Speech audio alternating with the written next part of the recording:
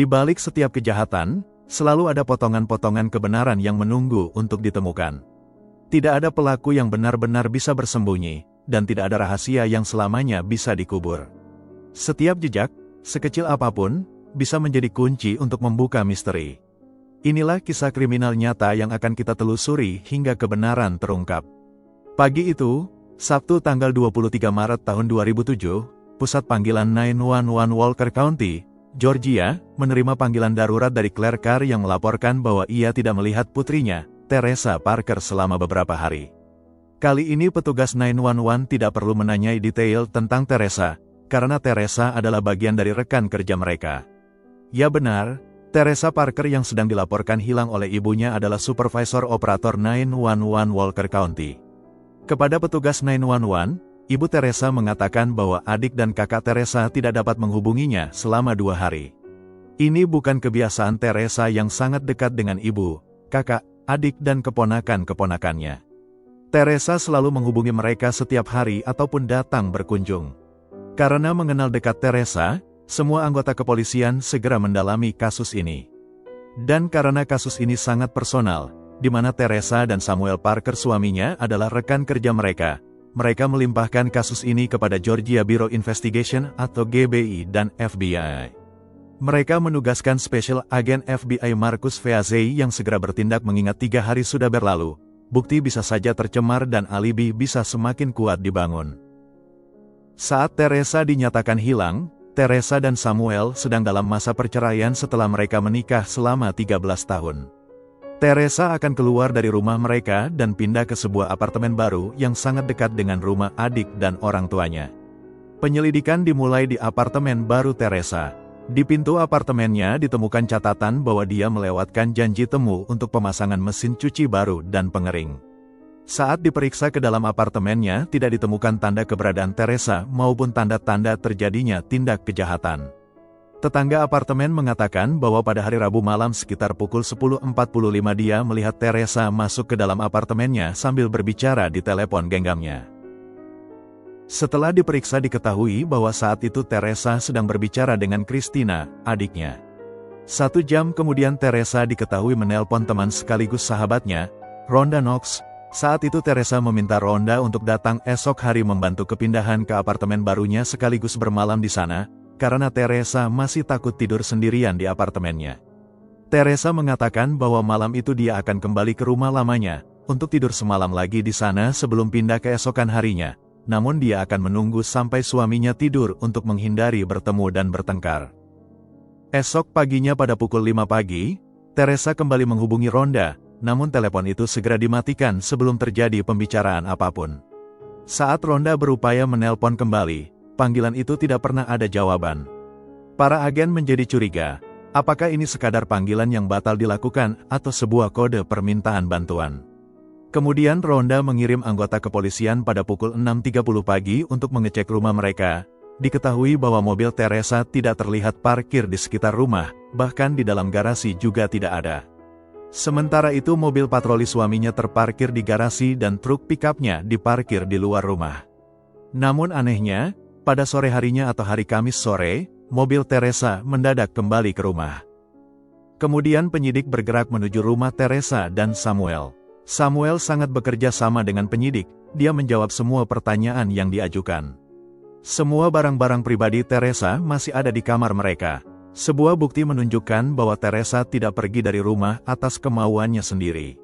Rumah mereka juga sangat bersih dan teratur, tidak menunjukkan adanya perkelahian atau perlawanan. Samuel juga menjelaskan bahwa dia melihat Teresa terakhir kali pada Rabu malam saat Teresa membawa beberapa barang ke apartemen barunya. Saat ditanyakan mengenai mobil Teresa yang tidak terlihat Kamis pagi itu, Samuel mengatakan bahwa pada hari Kamis pagi dia pergi memancing dan saat itu dia melihat mobil Teresa masih ada di garasi, namun saat ia kembali Teresa dan mobilnya sudah tidak ada. Sebuah penjelasan yang sangat berbeda dengan laporan polisi yang memeriksa pagi itu. Samuel juga tidak percaya jika Teresa hilang. Samuel menduga Teresa hanya sedang berlibur seperti kebiasaannya saat dia sedang tertekan. Samuel juga menjelaskan bahwa 10 hari sebelum Teresa hilang, Teresa berlibur ke Galtinburg, Tennessee. Saat itu Samuel melakukan penyelidikan diam-diam dan mendapatkan kopi invoice atas nama Teresa Barker, dengan jumlah orang dewasa yang menginap sebanyak 2 orang. Samuel menduga bahwa Teresa telah berselingkuh.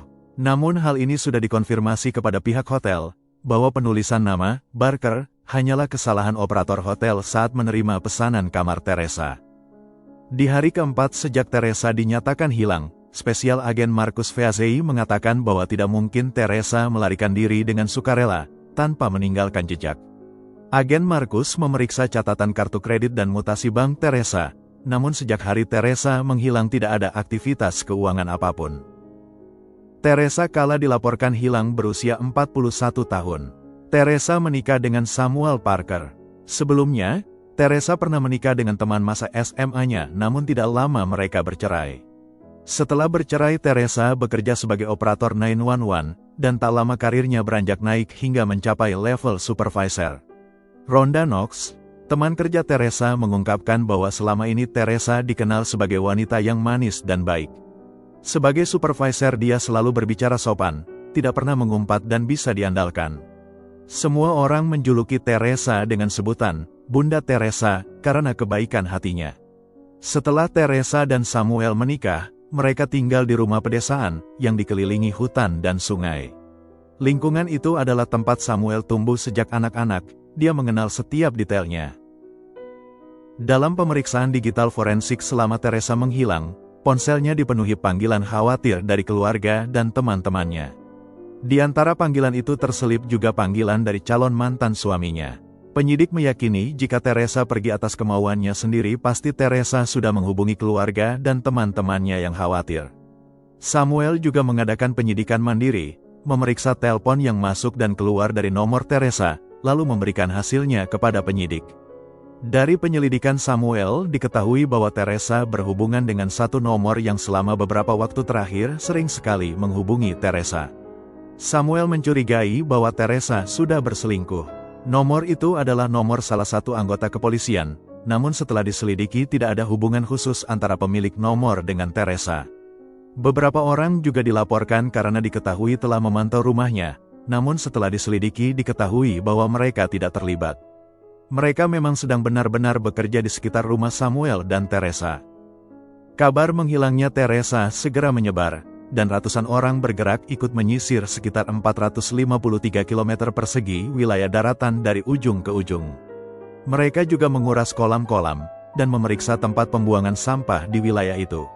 Sebagian dari masalah yang dihadapi para penyidik dalam mencari Teresa adalah medannya.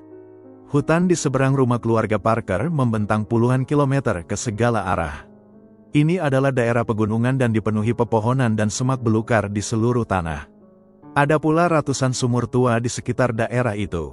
Anjing-anjing polisi yang juga diterjunkan mencari Teresa berkali-kali berlari dari rumah Samuel dan keluar ke wilayah sekitar hutan, yang menunjukkan adanya pergerakan Samuel. Namun mereka tidak dapat menemukan apapun di sana. Masa kecil Samuel dan masa dewasanya dihabiskan di daerah ini, dia sangat mengenal dan menguasai medannya. Bahkan Samuel sering bercanda dengan rekan-rekan dan keluarga Teresa bahwa daerah sekitar rumahnya adalah tempat yang sempurna untuk menyembunyikan sesuatu, dan kemungkinan besar tidak akan ada yang pernah menemukannya.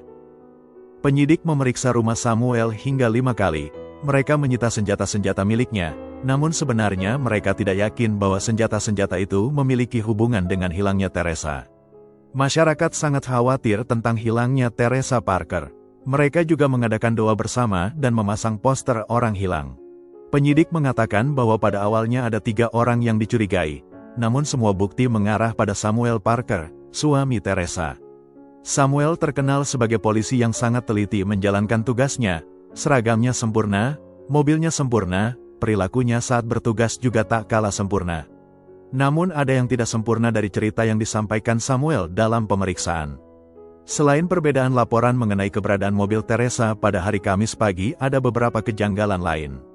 Samuel mengatakan terakhir melihat Teresa pada hari Rabu malam saat mengantarkannya ke mobil, untuk membawa barang-barangnya yang akan dipindahkan ke apartemen barunya.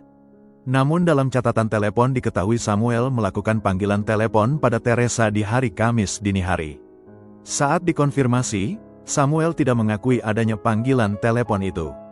Penyidik semakin yakin bahwa Samuel terlibat dalam hilangnya Teresa setelah mendapatkan laporan dari lab forensik bahwa terdapat 2 titik noda darah di bagian belakang mobil Teresa.